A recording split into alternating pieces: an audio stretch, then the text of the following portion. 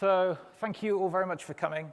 I'd play the hands up if let's try and figure out who's come the furthest game, but it's really difficult in a big room like this.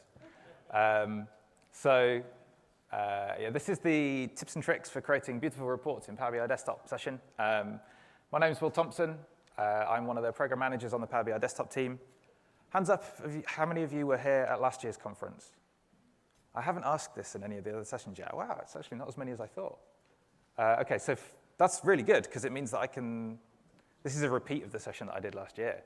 So it's new for everybody. For those who did come last year, how many of you were in my session last year? OK, I have updated it with a few new things as well, so it won't all be old. It could also be called 10 Weird Tricks to Make Your Reports Amazing. This is, the BuzzFeed equivalent. If you want to follow me on Twitter, you can do that. Will_MI77. Feel free to send me messages. Please don't send me direct messages unless there's something confidential, because usually if people have questions, it's useful for everybody else. And then when I reply, everybody else can benefit from whatever random answer I come up with or can find from somebody else. I wanted to get printed on my badge. I thought when you registered, remember there was like a job title thing? Usually when they go to conferences, your job title gets on the badge. So I put the guy from the videos. It seems to be what everybody knows me as. How many of you have watched those edX or YouTube videos? Excellent. How many of you haven't? If you haven't, I would go and recommend it, not just because there's a very well-spoken Englishman who presents them, but they're really useful. Everybody stops and says, hey, they've been really great, because they're little 3-minute, 4-minute videos that just kind of cover different features. We refresh them fairly regularly. Like when we launch new features, there's usually a video to go along with it, or at least it'll be a couple of weeks later. And they seem to be a great way of kind of learning bits and tips and tricks around the product. But this session is all about figuring out how you can take the insights and the stories that you find in your data and build reports that communicate them in an effective manner, get people excited about the things that you find, and then also some tips and tricks and hacks and workarounds as to how to make Power BI Desktop do what you want it to. There's a lot you can do in there. There's a lot you can't do in there without clicking around and setting different settings. And I'll try and point out a few of the most useful ones that I've found over the last few years. And also some that came from the community, actually, as well. There's a few that go around on Twitter, and that's a great idea. Can I steal that from my session? And inevitably, people say yes, because that's what the community's like, right? So I'm going to start off. One of the bits of feedback that I got from last year's session was, as well as like the individual tips and tricks, people wanted a few more kind of just guiding principles about how to make the best, most impactful reports. So I'm going to start with a few kind of basics and then talk about how you can use Power BI to apply those. And then we'll get into more of those kind of tips and tricks. There should be plenty of time at the end for Q&A. So hold your questions till then, and we'll use the stick mics so that everybody can hear. Does that all sound good? Yeah. Everybody's nodding. Good. I can't see if you're not nodding, so that's fine. OK, so a couple of principles to start off with. These are my principles, or even my opinions. That's all they are, right? They're just guidance. There aren't really any hard and fast rules, I think, for building good reports. And choosing what works for you and what works for your data and what works for the stories that you're trying to tell.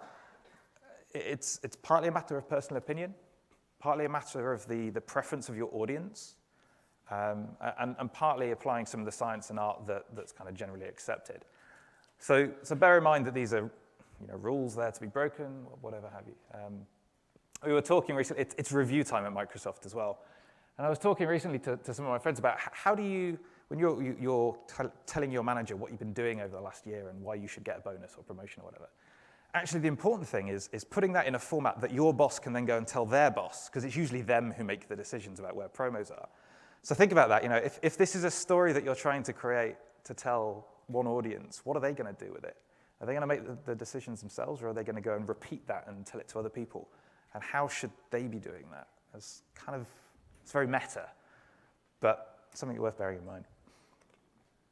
So these are some of one of my favorite kind of sets of principles for building reports.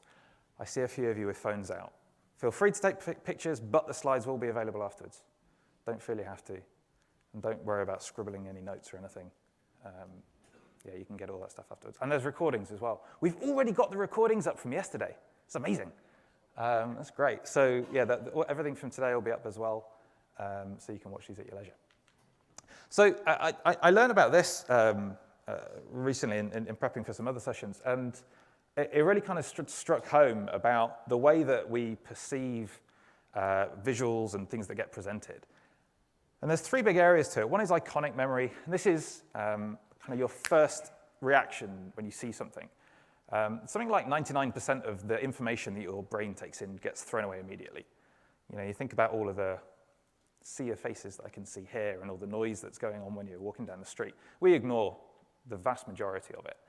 But being able to reduce the amount of other stuff and improve that signal-to-noise ratio really helps that iconic memory, which is that you know, what do we choose to pay attention to? And what do we choose to pass down to our short-term memory? In short-term memory, we're talking, you know, seconds to minutes. What are the things that grab people's attention and then make us think a little bit about them?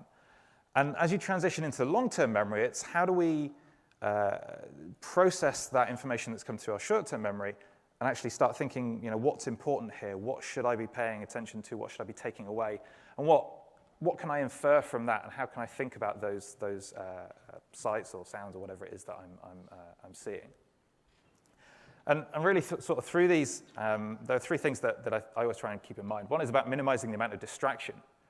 So reduce the amount of clutter in your reports, focus on just having a very simple description and conveyance of the information that you have.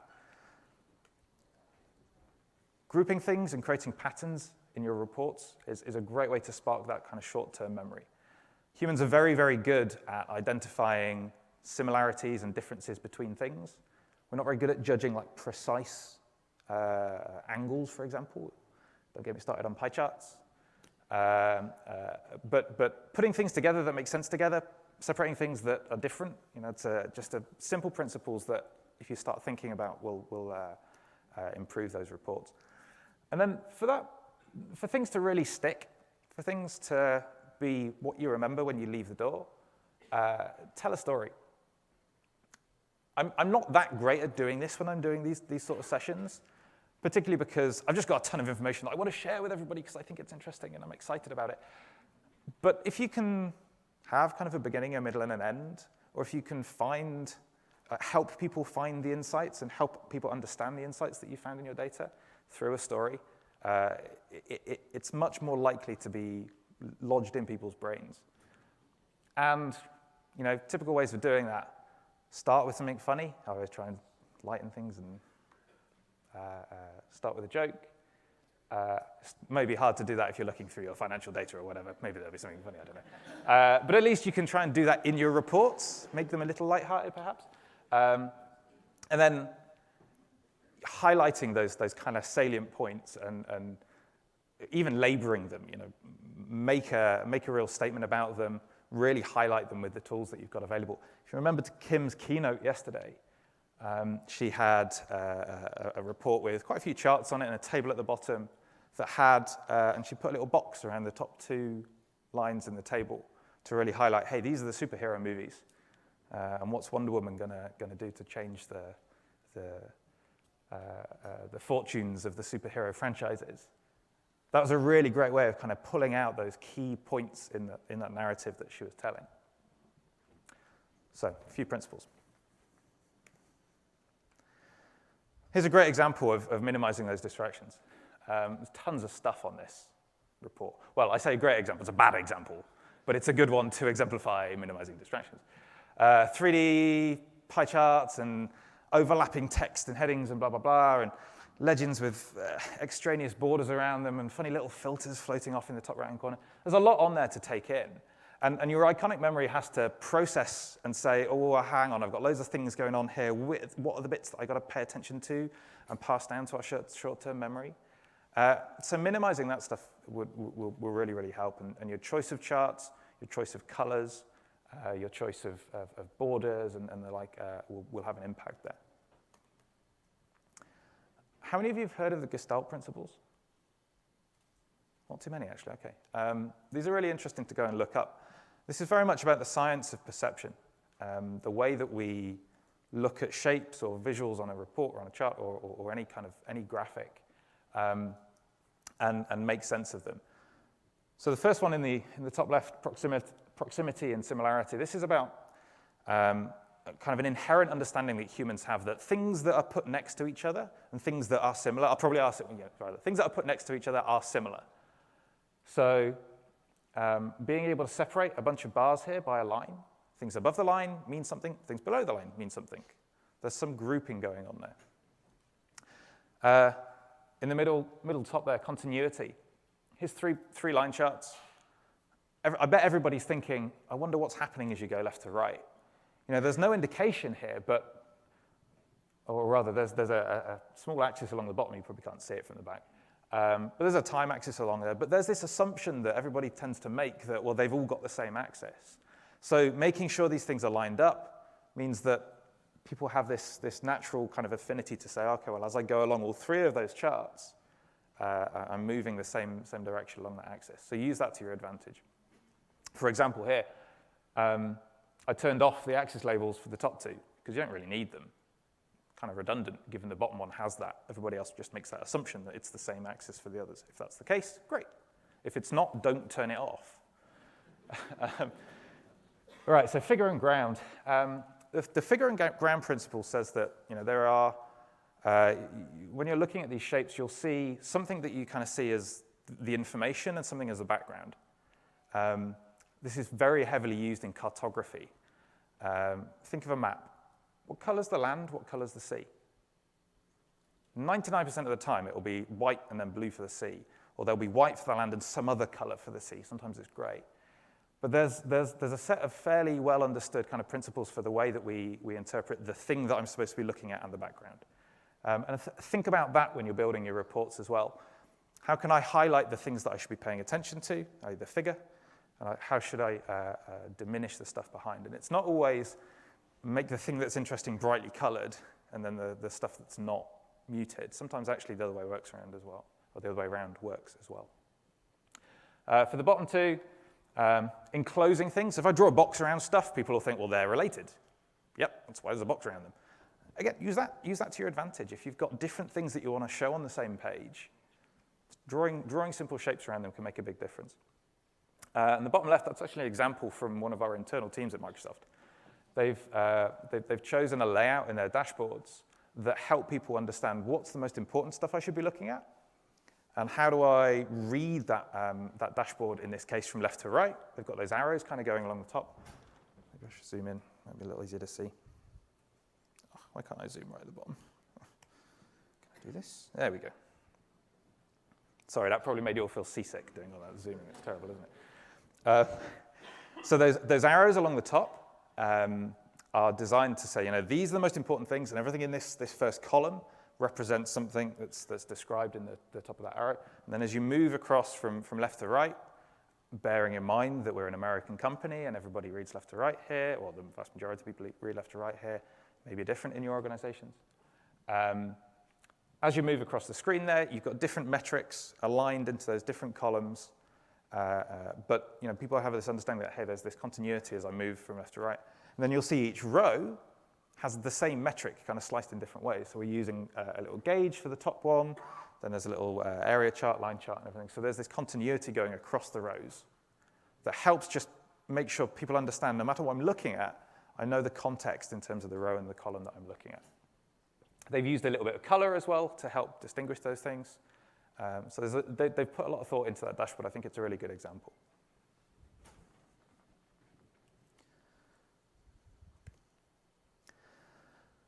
And when it comes to telling a story, just kind of three other things I wanted to point out. Limiting the number of points that you're trying to make at any one time, the number of notes in the song, if you will. I'm a musician, so everything's music related to me. Limiting the number of notes in the song and limiting the number of points that you'll make is really important. As everybody heard, the kind of 3 to 5 rule for slides and things, You should never have more than about 5 points on a slide. If you need to put more, make it a second slide. The same applies in reports. If you put more than 3 or 4 or 5 charts on a screen, it's really hard for people to take it all in, and they don't know where to look. And even if you're going to have that kind of 4 or 5 things, think about the flow and the layout of those and how those things are linked together. And connecting those with some commentary, be it text, or if you're presenting it the way that you speak about it, will help people understand where should I start looking, what's the next things that I should look at, and what's kind of the conclusion from that. And those bookmarks that we showed in the keynote yesterday, that'll certainly improve once that feature comes out. But for now, you can still think about how you do that. And the third one, I think, about having a clear call to action is surprisingly important. So many times you see reports that are just, look, sometimes a status report doesn't need to have a call to action. Or rather, the call to action might be, you don't need to do anything, everything's looking good. Big green button, fantastic. But if you need to take action, if there's something you need to draw people's attention to, or they need to go and do something, either make a decision or make a change in your business process, whatever it might be, shout it out, put that in the report. You can find ways to do that dynamically based on your data, or it might be you just put a text box in and say, hey, I think we need to go and look at X, Y, Z. All right. So demo for the rest of the session. Got about half an hour left, great. I'm going to swap over. Everything else is going to be done in desktop. So I'm going to start off with a few kind of examples. How can we go and apply those principles and make changes to this wonderful, shining example of a report, I'm sure you'll agree, to improve it. It can be, surprisingly, this can be improved. So we'll go through a few of those, and then I've got some more specific tips and tricks of fun little things that I found that you can do in Power BI Desktop to build some fun visuals. So let's start out thinking about kind of layout. Applying some of those Gestalt principles, applying some of those principles about sparking the iconic memory to improve this report. So firstly, you'll see there's a whole load of visuals on here, and they're kind of higgledy-piggledy all over the place. So simply just giving a little bit more breathing space to some of those visuals, lining them up using some of the alignment tools. How many of you have found these bring forward, stand backward, align, and distribute buttons? Have you found those when you've been playing around with the desktop? Not as many as I'd like. It's really bad. It means we failed, because you should be able to find these things. Have a hunt around in the ribbon, actually, because there's loads of buttons in there that people don't find. It's a real shame. But if I wanted to take these two, if I had two things and I was trying to line them up nice and neatly, just like you can in PowerPoint, right? Hit align left, and they'll match up. Surprisingly useful. It was a miracle that we managed to last for a year or whatever it was without that feature, but hey, you can do it now. So think about alignment, think about spacing, some really simple things. Secondly, what's really necessary? That table, it's got a bunch of details in it. Hey, there's a great drill-through feature coming. Maybe we could move that to a separate page. And that reduces, it's like one less thing that I've got a whole load of fewer things in each lines and each column in that table that I've got to go and interpret when I'm starting to look at this report page. Now, obviously, we could choose some better charts. If you've ever seen me speak before, pie charts are the worst thing that you could possibly do. So I thought, okay, well, that pie chart was basically just showing me the distribution of sales across 5 categories. A bar chart like this is probably much better. This one up in the middle here. When I look at this, it's really hard to say whether diesels or sports actually had a higher number of sales. And the saloon and hatchback, kind of close. Saloon's probably higher, but what about SUVs? Where does that fit? It's really hard. But here, dead simple. And don't forget to sort it. I can choose to sort either by the style, so by the category, or by the revenue, just by clicking on that ... menu. And now I can see, dead easy, diesels are the highest sellers, hatchbacks are the smallest, and then the order of those in between. Now, that line chart that we had before, I've moved those into this KPI chart, these 2 KPI charts, in fact. And that helps in 2 ways, right? So one, I'm combining 2 things into one visual. But actually, what people tend to care about here is just kind of the trend. I want to know what's my current, my most recent sales, and roughly what does that look like? And having details in the axes, typically I've found that people don't really care about these specific numbers over history. It's more like the trend. And so these KPI visuals are really good for that, just to reduce the amount of space and give us a bit more breathing room. One of the other things that I did here that I actually got asked this, and you know, we did some work in the product to make sure this happened, was that those two charts at the bottom, you'll see the legends. Let me zoom in on these as well. You'll see the legends use exactly the same colors. And we spent some time in the very early days to ensure that any time you use the same category in two charts, you always get exactly the same colors out of it. So in these charts, diesels are always that green color, hatchbacks are always the dark gray. And in fact, you might find that those legends are now redundant because they're showing exactly the same thing. You could turn one of them off, put the legend onto the right-hand side so it's in between those two charts, and then it can act as a legend for both, and you've got a bit more space back. So you may want to think about that if you're duplicating categories across multiple charts. So let's talk about some of those Gestalt principles, the enclosure and the figure and ground thing. This is a really common pattern that I've seen people using in reports where they'll change the title to have that dark background with a light text on it. I think that does quite a good job of kind of splitting the report up and making it very clear. Here's the chart that this title refers to, because you can kind of see the boundaries of that title. And again, this always highlights when you've got things that are misaligned, because those titles are really, really dark. It's okay. Personally, I really like this style, where I draw the enclosures around it and have the background color of the report a little darker. That gray on the background is basically the lightest gray that we've got in the default color picker. Make the borders of the charts a little darker. And you'll see for the KPIs, I've drawn a separate box around both of them rather than having two separate borders because they're very much related. This is our latest revenue and profit in this case over time. So I found this is a really nice way of kind of formatting these reports. You're probably now thinking, yes, that what if demo that was in the keynote yesterday, that must be one of Will's, right? Anytime you see a chart like this, it's probably one of mine. So that's one that I like. But again, these are just guidelines, my opinions. You may find that things are better. So what was the very last thing that I had in the principles? Tell a story, yes, well done. And commentary just with a text box is a really simple way of doing that. Just call out the 3 or 4 top points that you want people to take away from these reports. There's a big spike in revenue in the last 6 months, blah, blah, blah. What are the things that people need to do? And then the call to action.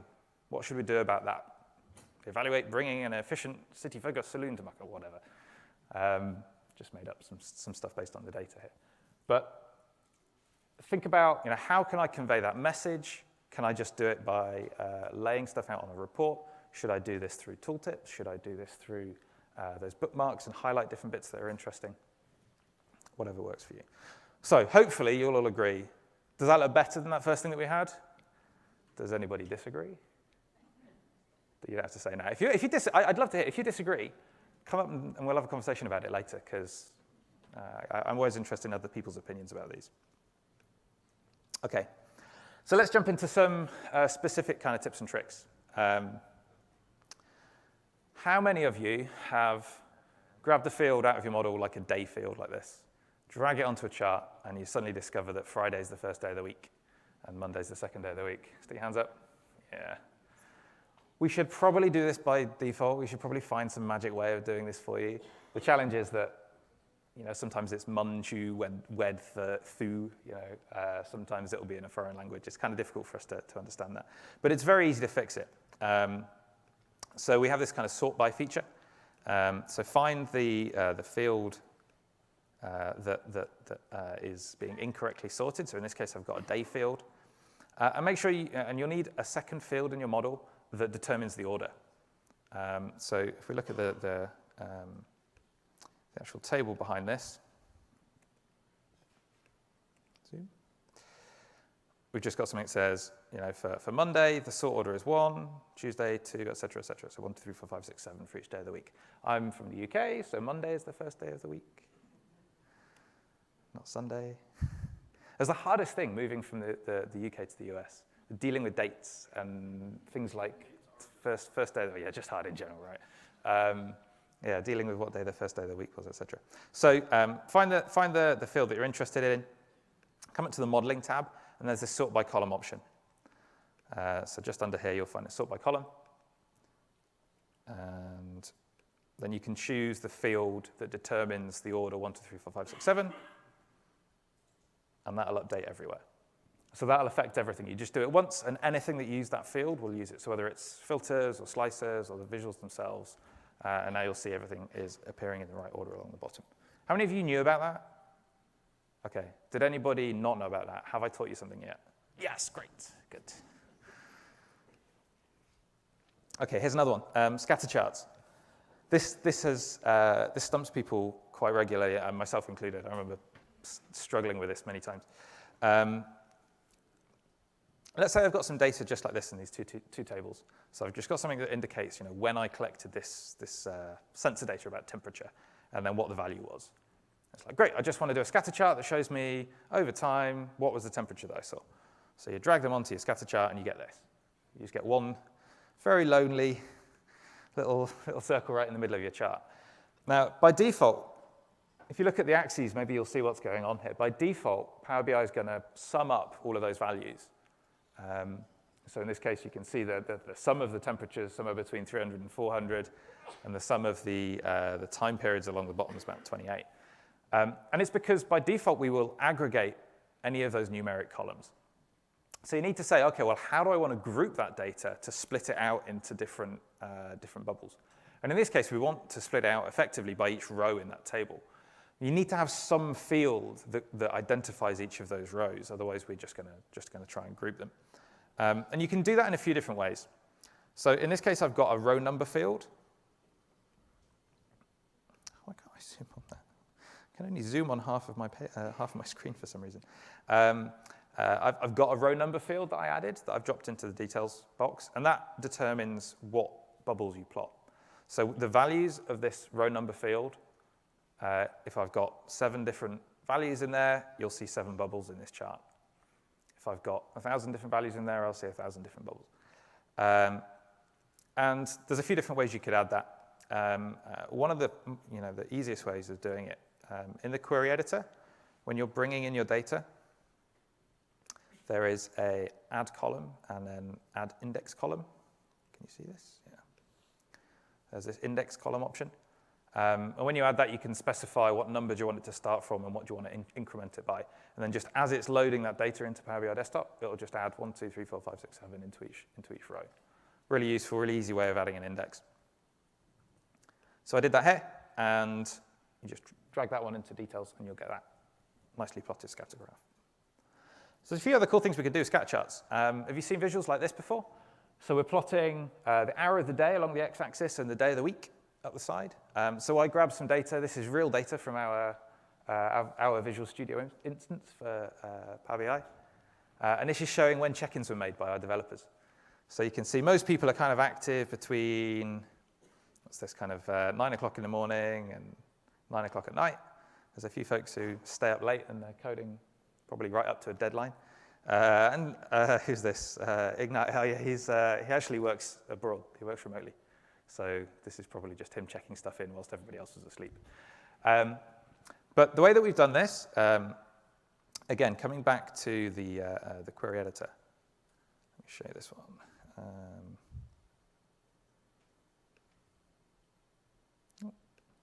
Don't know why I've got an error for that. I've used, oh wow, okay. Some random errors going on. But I've used two of the date functions in the query editor. You'll find under this date and time area, there are a whole number of options, but there's 2 for extracting the hour of the day and the day of the week from a date field, and it will just add those as extra columns. And then I can use those on my x and y axis, set them to be an average, so that, actually, it doesn't matter because each bubble then, you'd set that to show for each row in your data. So you use that index column again, drop that into the details, and then hours and days on your x and y axis. I think it's a really nice way of showing kind of distributions over time. So whether this was, if this was sales, you'd see, there's a cluster of bubbles at the weekend, or if it's, whatever it is, you'd see different times, different groups at different times of the day. How many of you played around with the conditional formatting settings in Power BI? Great. So something we added, I had this in my session last year, so it's got to be at least a year old, is the ability to change the color based on another value in your data. So for each of these data bars, each of these bars in this chart, each of the data points here, I can color this in different ways. And again, this is another really good way of kind of drawing attention to the very specific data points that you want to tell a story about. So I've just got a simple one where I've just dragged a value into the color saturation. It's the same value as I'm using on the y-axis. So the taller ones are a darker color. And then I can customize this on the data colors tab, and I can set red to green or red to white to green and have something diverging. But I can also do this in tables. Excuse me. So I just added I added the same value again into this table. In this case, I use the conditional formatting for color scales. And this, by default, will color the background of that color cell based on the values that you set. And then you can make the column nice and small. See, it's actually got a number in it. But if I make it nice and small, I can hide that and just get a little indicator on the end of the row. That's a really sneaky little trick, but I quite like it. But something that comes up quite commonly is, well, I've got kind of a KPI, and I want to see everything above the value of 5 to be green and anything below the value of 5 to be red. How do I just set like a breakpoint to say colors one side or the other? Well, at the moment, there's no kind of UI button to say just magically make it that number. But you can kind of fudge it. So come into your conditional formatting option for those color scales. And here you'd be setting this range of color. But I can also say go and specify what the minimum and maximum would be. And if I make those the same number, so I set them both to 5, and let's make one red and one green. Now anything 5 and above becomes green, and anything below that becomes red. So I just get a really simple one or the other color scale. So you can see the same thing over here. Come into data colors, one red, set those to be the same color. And now anything below 5 is red, anything 5 or above is green. Has anyone used that before? A couple of hands, cool, okay. Hopefully more of you can go and take that away and use that in your reports as well. It's an area that we're kind of planning to make some more improvements on. People have asked for, I want to do red, yellow, and green with like hard boundaries between them. We'll add that in the next few months as well, hopefully. And then being able to have multiple ranges and specify colors for categorical values as well, all sorts like that. All right. Last refresh dates. This is a really useful thing, I think, to put in your reports. There's an option in Power BI dashboards to just turn it on for a tile. It's just like a one button that you can turn on. But really useful within a report to be able to set that. And there's two ways you can do that. One is in Power Query, and there's a formula. And one's in DAX, and there's a formula. I'm not going to worry about explaining these. Just go copy, paste, create a measure that says it. And then you can drop it into a card like this. And that will refresh whenever you refresh your data. So if you do it in Power Query, it will refresh when you load that data. If you do it in DAX, you can actually have it make more, you can have it refresh like when the report is refreshed. So it's a little bit more dynamic then, but it means that you can kind of do things based on the current time as well. There's a few different ways that you can play around with that. But having that last refresh date that matches the date when it was loaded through Power Query, really useful. Okay, how many of you map data? Everybody's got some geographical data. It's really important. So this is more of a problem over in the US. I've never run into problems with this in the UK because our cities and counties tend to have quite different names. There's a couple of differences. But in the US, I often see this where people have got a field that's just got a location name, things like Washington, Texas, Arkansas, Alabama, and it's plotting it in Washington, D.C. It's like, that's not what I mean. I mean Washington State. And actually fixing that's as easy as categorizing it appropriately. So the way that we do our geocoding, I think there's another session on mapping in general. You'll see a lot more detail there. But the way that we do our geocoding to determine where to plot your data is to send it to the Bing geocoding service. And we just give them the values that are in your mapping column and just say, where should we put these? Give me an XY coordinate to put these. And it doesn't always get it right in that it's just looking at a string that says Washington. And he goes, I don't know what that is. Give us your best guess. And they give us Washington, D.C.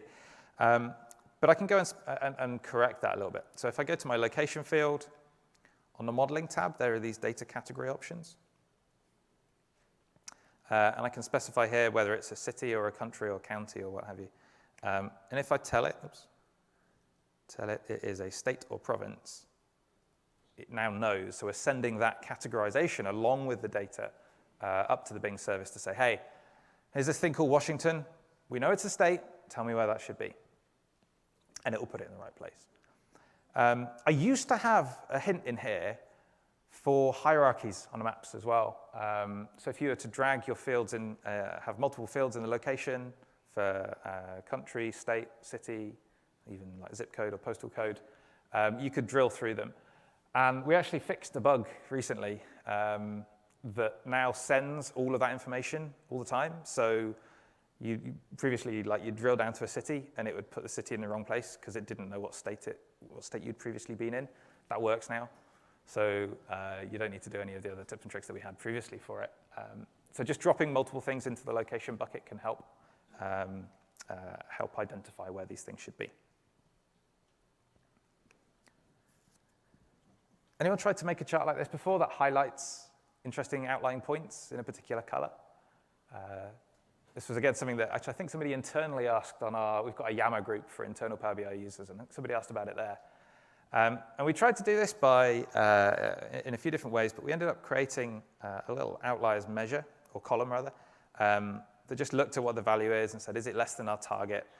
Either sets it to the value or uses a blank. And then this red series doesn't plot anything for the blank values, but it's only got values for the outliers. So you can see in this table how it's kind of lined up. So on the 1st of January, the value was 99.95, which is not outside our SLA, so you don't get a value there. But where it is, you get a value. And then plotting those two on the chart with different colors, you can kind of highlight some of those individual ones. There is a little issue there where you need to have a categorical axis, otherwise it'll try and interpolate between the outliers as well. But with this new, have you played around with this? Anyone else seen this? Oh, I can't zoom right down the bottom. This hierarchical axis for dates. So there's an option tucked away in the x-axis options to use this. It's called concatenate labels, which is a terribly named feature.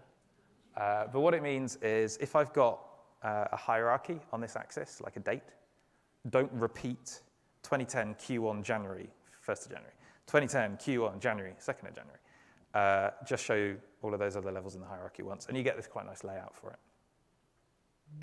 Bonus tip. Okay, this is another challenge that got set. I think somebody sent me this on Twitter.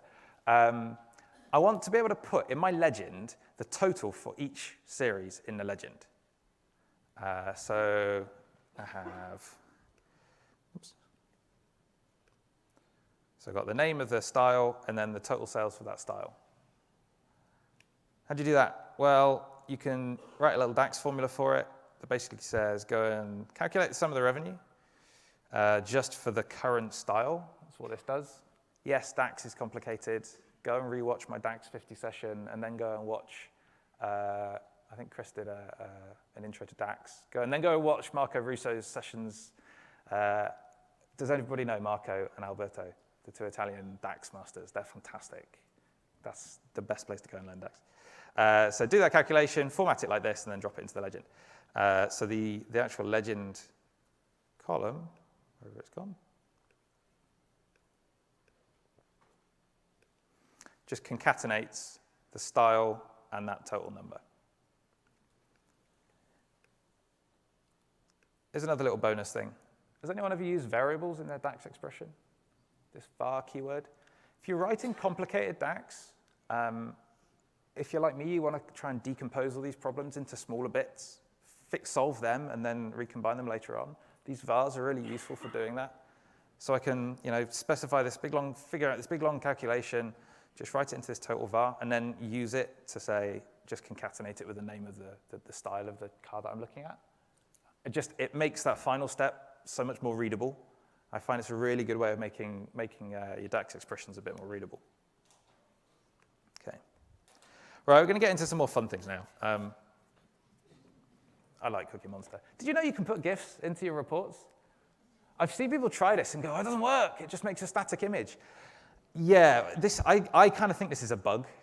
We should just go and fix it. But for now, if you try and just use the normal insert image option, he doesn't shake his head. And he just sits there looking very forlornly at his little toy. However, if you create a scatter chart and set the background, so the background plot area in here, set the plot area to have a GIF as a background, it animates. I don't know why we don't just animate the image in the first place, but hey, if you ever need animations in your reports, you can do that. I just get entranced by this guy, just watching him. Okay, here's some other fun ones. Thinking back to our telling a story and providing people with calls to action or some textual commentary about the data they're seeing. So it turns out there's quite a few of us in the Power BI team who play a game called Destiny. How many of you have heard of that? It's an Xbox PC game, well, soon to be PC game in the sequel. Typical sort of first-person shooter, run around, shoot your mates, great, fantastic. But they've got a brilliant API that tells you what weapons you used, what kills you made, what maps you play on, all these sort of things. So we love getting the data for that and slicing and dicing it in different ways. So here I'm showing, on the left, this is the number of kills that were made by each weapon, and on the right, the number of kills each player made. So I can see that Nico had the highest, and overall, most of us use hand cannons. But I've got this little text box that's a dynamic title, and it's telling me what to do. So it's providing information how to use the report. But then when I do that, if I click on a player or a weapon to find out the most successful, it changes and tells me, OK, hand cannons was the thing that I selected, and they're used most effectively by Nico, and tells me, in fact, what the number was, 2070. It works the other way around as well. So if I click on Nico, it'll tell me favorite weapon was the hand cannon. If I choose Kim's favorite weapon is the super. So it's dynamically generating that sentence based on the selections that I've made and the resulting data. Now, this is where everybody has a heart attack, because here's the DAX expression for it. So I've made use of those vars again, just to make it a little bit more readable. And it basically says, go and figure out what the maximum kills was for the thing that's currently selected. Go and find out what the max kills for the player that was selected. And then, if I've selected a player name, show the selected player's favorite weapon is whatever the weapon was with this many kills. If the thing that was selected was a weapon, then show a different bit of text. Otherwise, give them that instruction at the start. So I'm doing an if statement. I'm finding the selected values. I'm finding the corresponding number of kills for those selected values, and then stringing them together with an if statement. So yes, it's complicated. Yes, it's quite long. But you can do it. And if you start building up simple things, the way I started with this was all the string said was, you selected Nico, or you selected hand cannons. And then the next thing was, OK, well, what's the corresponding number of kills for those? And you can just kind of build them up iteratively. It's the best way to kind of work through DAX expressions. But a really nice way of kind of building these strings. The great thing about these strings is you can do lots of different things with them. Turns out, we've got emoji support. I didn't realize this until recently. We added a unicar function. Does everybody know the Unicode number for poop emojis? Turns out it's 128169 if you ever needed that. But you can use anything in here, right? So there's a ton of emoji characters. Actually, it's really useful for doing things like SLAs. If you want little icons in your tables for ticks or crosses or whatever, you can go and grab the relevant unicar character. Whether you want aubergines or sports characters or animals, I'm sure you can find some interesting things. But there's thumbs ups, thumbs downs, ticks, crosses, all sorts that can just help a little bit of iconography in your report to kind of identify things. If there's something that you can find that's relevant for business areas or whatever it might be, those are really nice things to drop into your report. So this unicar function is the key. You need to go and find the decimal number, the value that refers to that Unicode character. And there's plenty of websites out there that that kind of explain all of this. Emojipedia is quite a good one because you can kind of type a search in the top, and then you find your little sad face down here somewhere. It'll tell you what the Unicode equivalent is. It's actually the hex equivalent that you then need to convert to decimal. All right. So I think we can finish on emojis. I always find emojis are a nice place to finish. So that was a whole bunch of kind of weird tips and tricks and workarounds, and hopefully some useful principles as well. So how many of you learned something? How many of you learned something about, let's boil that down. How many of you learned something around those principles from the start? How many of you found that useful? A few people. What about the kind of tips and tricks and workarounds? We just knew there. Okay, cool. That helps. Future sessions, I'll try and balance it in that sort of way. But thank you all very much. We've got mics here, so I'm very happy to take questions. We've got 4 minutes left on the clock, but come up afterwards or ping me stuff on Twitter if not. Thank you all very much. Thanks.